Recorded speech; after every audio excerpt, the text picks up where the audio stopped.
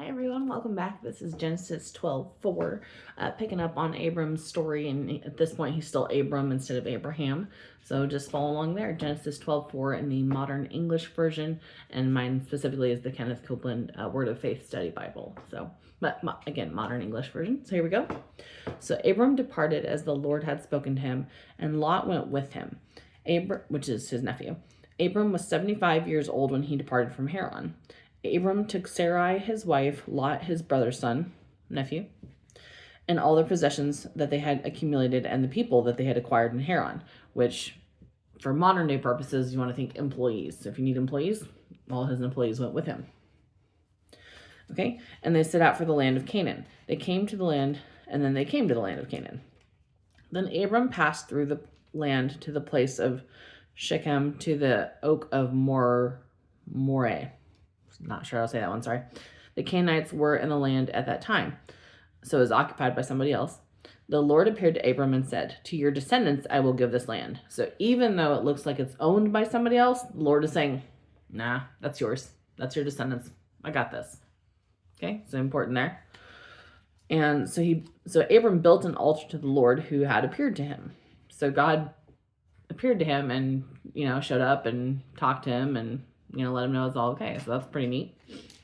And from there, he continued on to a mountain to the east of Bethel and pitched his tent, having Bethel on the west and Ai on the east. There he built an altar to the Lord and called on the name of the Lord.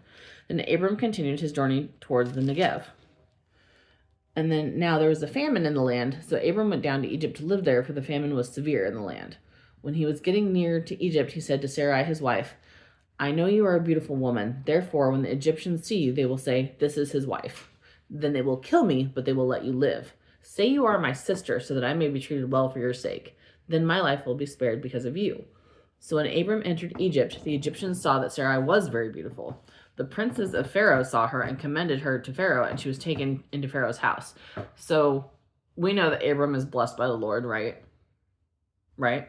Okay, so out of all the people in Egypt, out of all the people that have moved into Egypt, out of, probably like thousands and thousands of people, they're like, this woman is pretty. She is so beautiful. Like, how did she get picked? Well, that's the blessing of the Lord. And that's, her staying ageless, if you will, with her beauty. And that's also a blessing from God. I mean, they didn't have wrinkle cream back in those days. So, I mean, hello. So, just another blessing that Abram and his family got because of their love for God, and just one of the many blessings that he can give if you follow him and, do what he asks you to do. Just something that, people might not catch when you read that. So thinking about how pretty she is. So, okay. So she was taken into Pharaoh's house, and the Pharaoh treated Abram well for her sake, and he had sheep and livestock, male and female donkeys, male and female servants, and camels.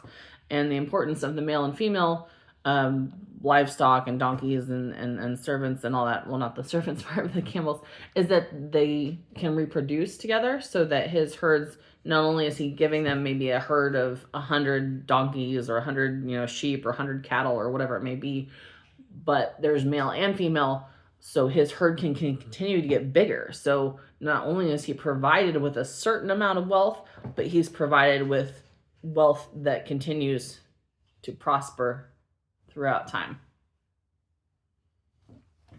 See how God did that there? Isn't that cool? So it's the little things that sometimes we don't stop to think about. So it's pretty neat.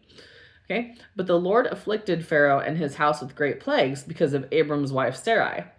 Okay, and that's Genesis 17, or Genesis 12:17. Sorry, and that goes back. So like, why did he afflict him with plagues? Because in Genesis 12:3, God said to Abram, "I will bless them who bless you, and curse him who curses you."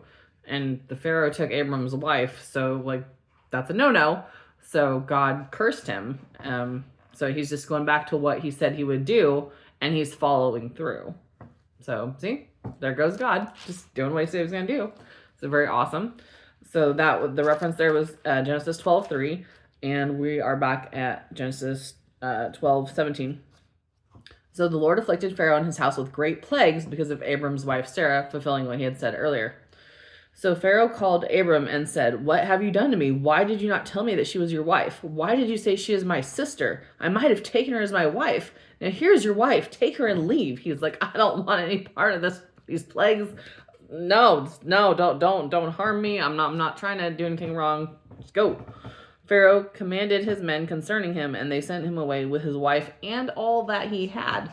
So he was, even though he was in kind of a bad spot, he was able to leave with all of the blessings and all of the things. And like, they didn't take all the stuff back from him, right? They could have taken all the cattle and the sheep and the donkeys, any money or anything, that he had acquired during that time.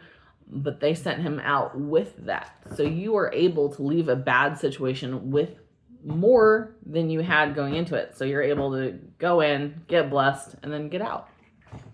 Have a great day.